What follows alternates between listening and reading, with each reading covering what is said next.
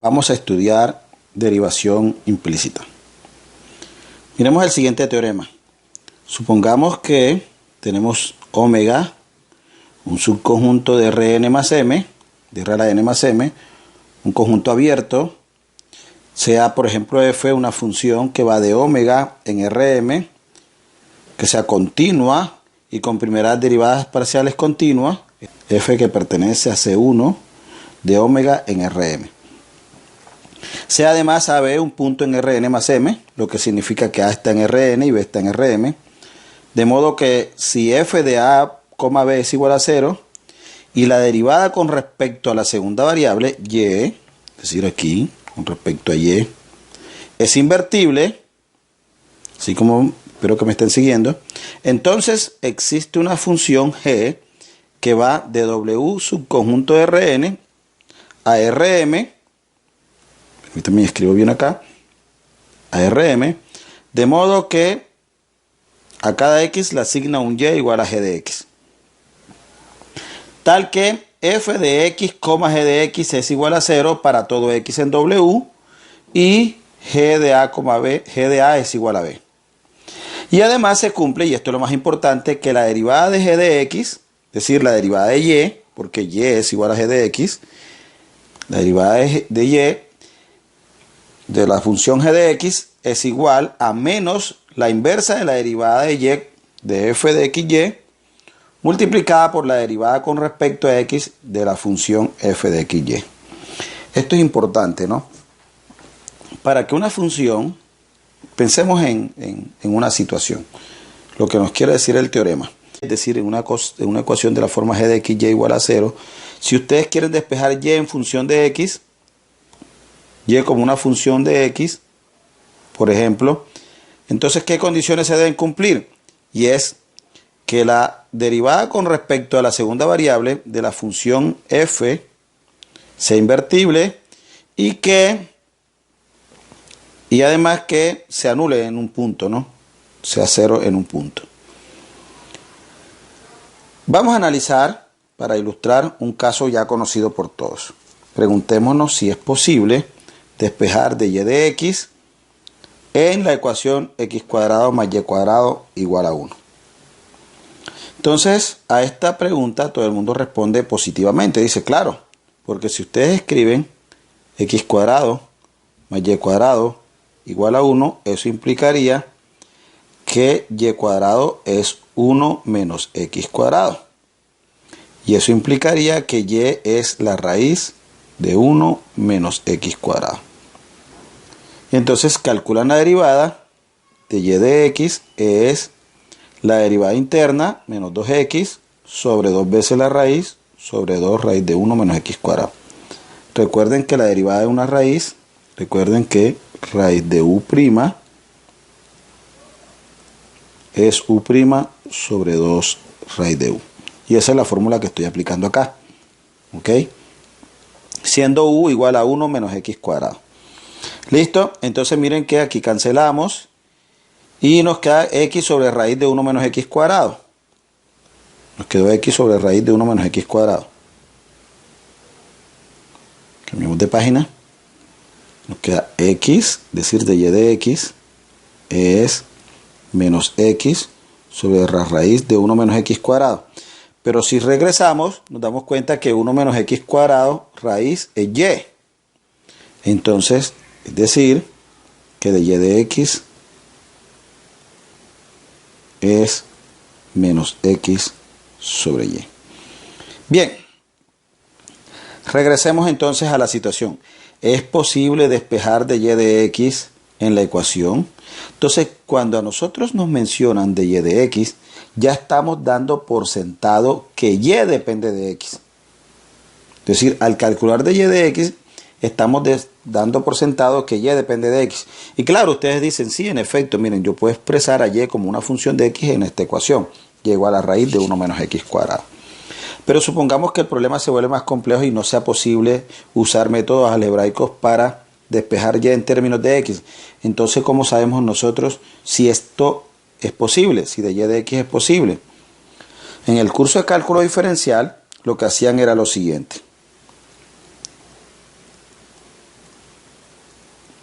Ustedes tenían x cuadrado más y cuadrado igual a 1, entonces derivaba implícitamente. Entonces, con respecto a x, decían, la derivada de x al cuadrado, 2x, más la derivada de y a la 2, 2y, por la derivada interna, usando regla de la cadena, les daba dy de x.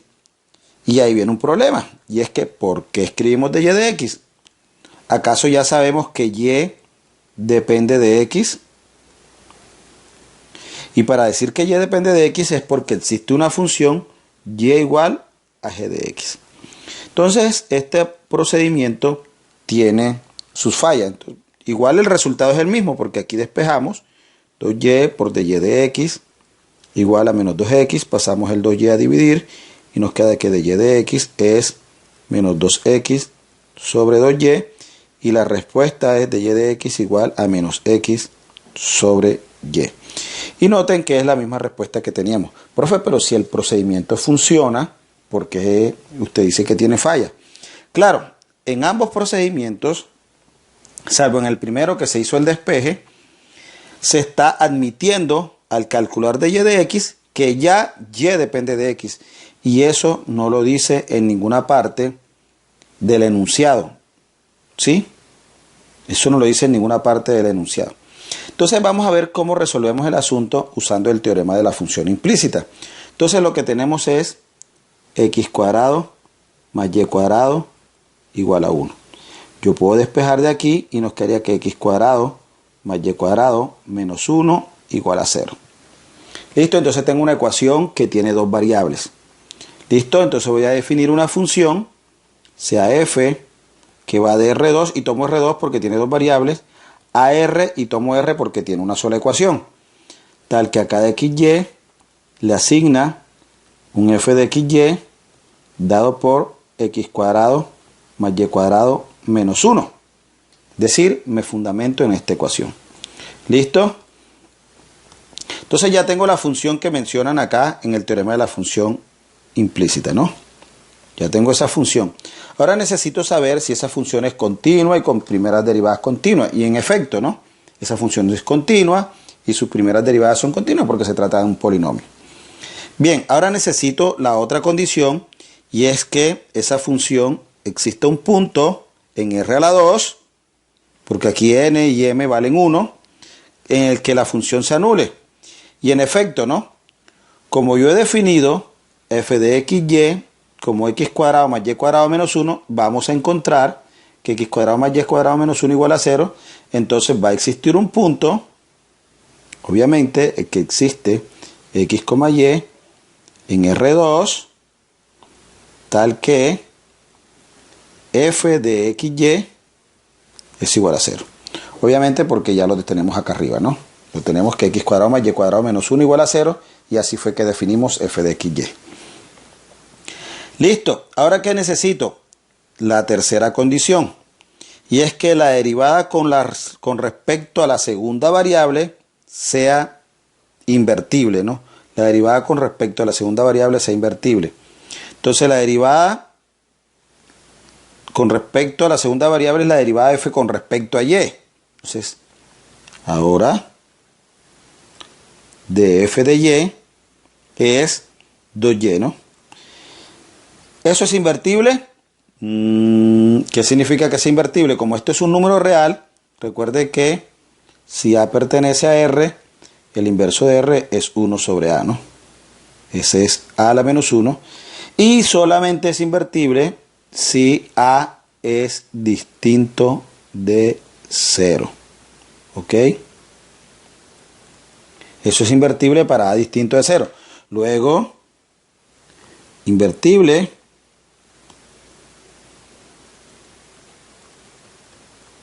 si y es distinto de 0. ¿Listo? Entonces ya tengo que todas las condiciones se cumplen. Por tanto, ahora sí, gracias al teorema, vamos a ver qué nos dice el teorema.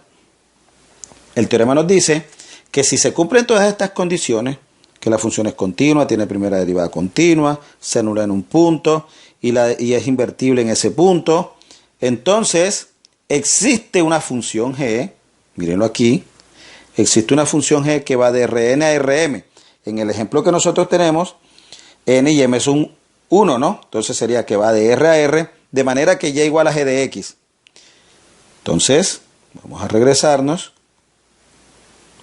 Lo que nos dice entonces que existe una función G que va de R a R y decimos que M y N valen 1 porque como va R2 y esto es N más M, ¿sí? Entonces para que me dé 2 la única manera es que N sea 1 y M sea 1, ¿ok? Listo, va de R a R tal que a cada X le asigna un G de X igual a Y. Eso es lo que nos dice el teorema en esta parte. ¿Ok? Pero además nos dice que la derivada de esa función G es menos la inversa de la derivada de la segunda variable multiplicada por la derivada con respecto a la primera variable. Listo, entonces además, la derivada de G, es decir, derivada de G de X, que es lo mismo que de Y de X, porque Y depende de X, ahora sí, cuando Y es distinto de 0, va a ser igual a menos la inversa de la derivada de F con respecto a la segunda variable, multiplicado por, escribirlo bien, menos la inversa de la derivada con respecto a la segunda variable, multiplicado por la derivada con respecto a la primera variable. Entonces, la derivada con respecto a la primera variable, como es f de x igual a x cuadrado más y cuadrado menos 1, entonces la derivada con respecto a la primera variable es 2x. Entonces, pero de f de x es igual a 2x y de f de y es igual a 2y, con lo que la inversa de f de y a la menos 1 es 1 sobre 2y. Y nos queda entonces que de y de x es menos 2x sobre 2y, es decir, menos x sobre y. Y ahora se preguntan, profe, ¿dónde está la diferencia? Un procedimiento más extenso, nos cuesta más trabajo. Probablemente en este ejemplo, que es un ejemplo sencillo, es más complejo calcularlo por este método. Pero este método nos está garantizando las condiciones, es decir, el teorema nos garantiza las condiciones para las cuales esta derivada existe, es decir, esa dependencia de y con respecto a x exista y pueda entonces yo calcular la variación, es decir, cómo varía y cuando x varía, que es lo que nosotros calculamos cuando calculamos de y de x. ¿Ok? Y este método además nos va a ayudar cuando tengamos ecuaciones más complejas. Por ejemplo, si tenemos ecuaciones como, yo tengo por ejemplo x a la 2 y a la 3 menos y z a la 4 más z a la 2 x a la 2 igual a 0. Y la pregunta es, ¿existe la derivada parcial de z con respecto a y existe la derivada parcial de z con respecto a x en esa ecuación? Se miren que ya eso no es simple, ¿no? Ya no puedo decir miércoles y ahora cómo derivo ahí. ¿Cómo derivamos a eso? ¿Sí ven?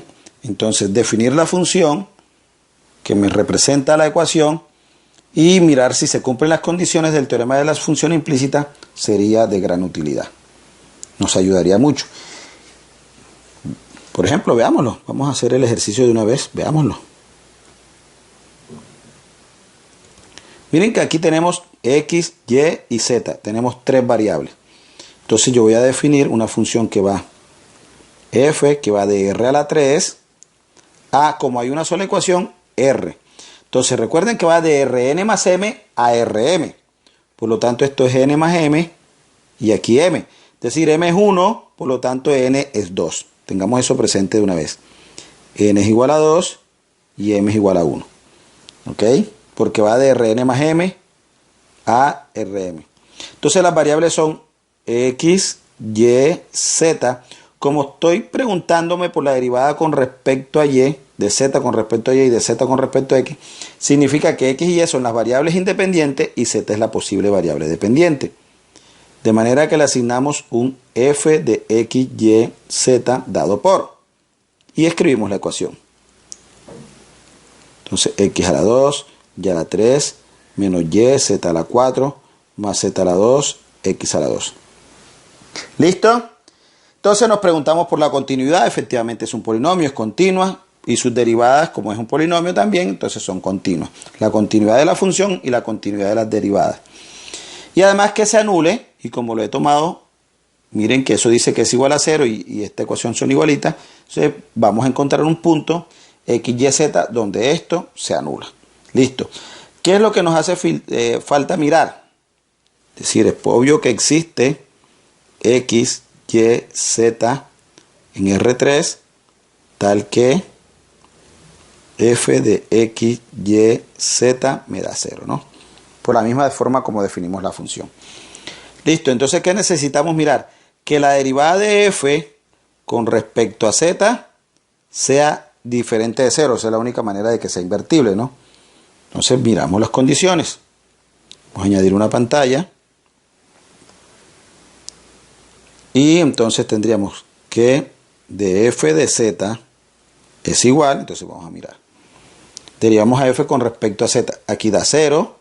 Aquí haría 4 menos 4 y z a la 3. Menos 4y z a la 3. Más, derivamos el otro término, z a la 2, lo derivamos con respecto a z, nos daría 2zx a la 2. Más 2zx a la 2. Entonces, esa función, esto es invertible cuando esto es diferente de 0, ¿no? De f de z es invertible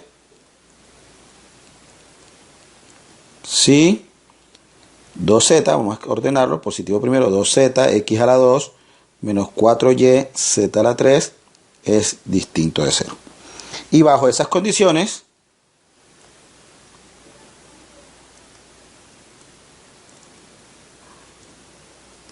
entonces va a existir una función g que va, dice, de Rn, pero ya dijimos que n vale 2. De Rn, de R2 a Rm, que ya sabemos que es 1, de manera que a cada xy, que son las variables independientes, le asigna un z igual a g de xy. Es decir, existe tal función bajo estas condiciones. ¿Sí? De modo que, entonces, la derivada de g de xy va a ser menos la inversa de la derivada de f con respecto a z multiplicado por la derivada con respecto a xy de f. Bueno, perdón, de f también. ¿Ok? ¿Listo? Derivada con respecto a las otras variables, ¿no? Con respecto a la primera variable que es xy. ¿Ok? Entonces aquí nos quedaría la derivada con respecto a xy de f. Tendríamos entonces de g de xy, por ser una función de R2 es un gradiente, nos quedaría de g de x, bueno, coma de g de y,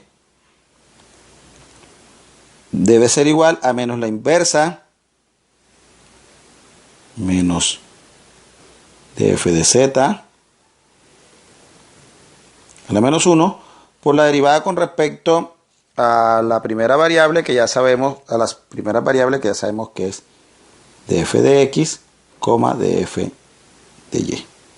¿Ok? Listo, entonces aquí nos queda que eso es igual, voy a correr el igual hacia acá.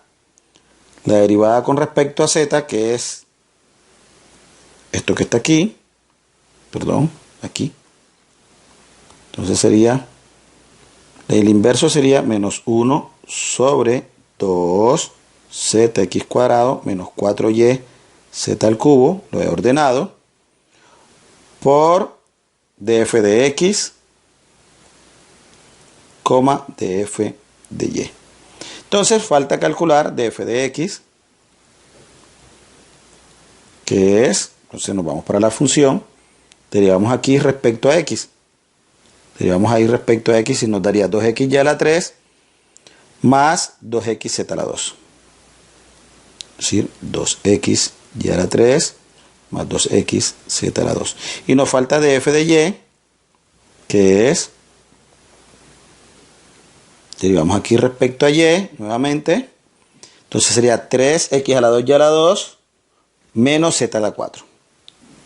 Sería 3x a la 2 y a la 2 menos z a la 4.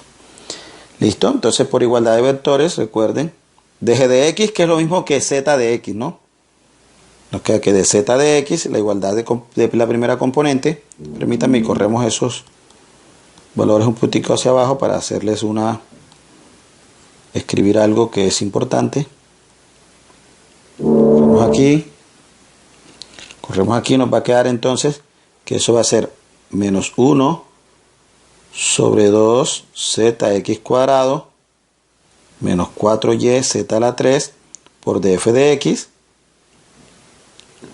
coma, menos 1 sobre 2zx cuadrado menos 4yz a la 3 por df de y. ¿Ok? Y del lado izquierdo nos queda dz de x y dz de y. ¿Ok? Por igualdad de vectores, ¿no? Porque como g es igual a z, entonces dg de x es dz de x. Listo, entonces ya falta es reemplazar aquí y tendríamos la derivada. Vamos a añadir otra página y nos quedaría entonces que dz de x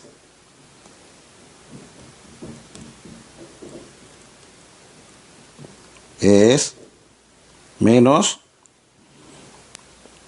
entonces df de x, que es esto, ¿no? Sobre df de z, que es esto que está aquí. Es decir, menos 2x a la 3 más 2xz a la 2.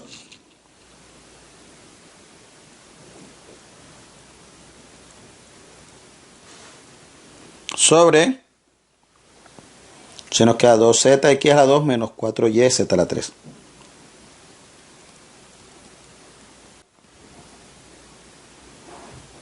Ahora calculamos dz de y, que es simplemente reemplazar, que es menos df de y, que es esto, 3x a la 2, y a la 2, menos z a la 4.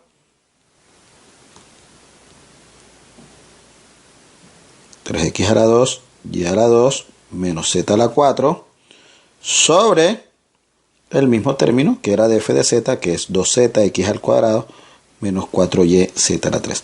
Entonces note que tanto en dz de x como en dz de y aparece en el denominador el mismo término, ¿no? Entonces lo único que se necesita para que exista la dependencia de z con respecto a x y con respecto a y es que este denominador sea distinto de 0, que era lo que habíamos dicho con anticipación por aquí. ¿Aquí? ¿Sí lo ven? Entonces en general, ustedes lo que van a encontrar en los libros es la siguiente, ¿no? En un texto ustedes lo que van a encontrar es lo siguiente. En la ecuación, es decir, dada la ecuación g de x, y, z igual a una constante, entonces lo que queda es que la derivada de z con respecto a x es, entonces dice ahí que es la derivada de f respecto a x sobre df de z. Y la derivada de z con respecto a y es menos la derivada de f con respecto a y sobre la derivada de f con respecto a z. Y por eso es que se necesita entonces que df de z sea distinto de 0. Donde f es una función que se define a partir de la ecuación g de x, y, z igual a c. ¿Ok? Bien, eso es todo. En otro video puedo mostrar un ejemplo cuando se tienen ya más de una variable, es decir, 2 o 3 variables, con más de una ecuación. Miren que hemos resuelto problemas donde tenemos, por ejemplo, aquí tres variables y una sola ecuación, dos variables y una ecuación. Ahora, ¿qué pasa si tenemos, por ejemplo, cuatro variables y dos ecuaciones? Entonces eso lo podemos resolver en un próximo video. Eso es todo, gracias.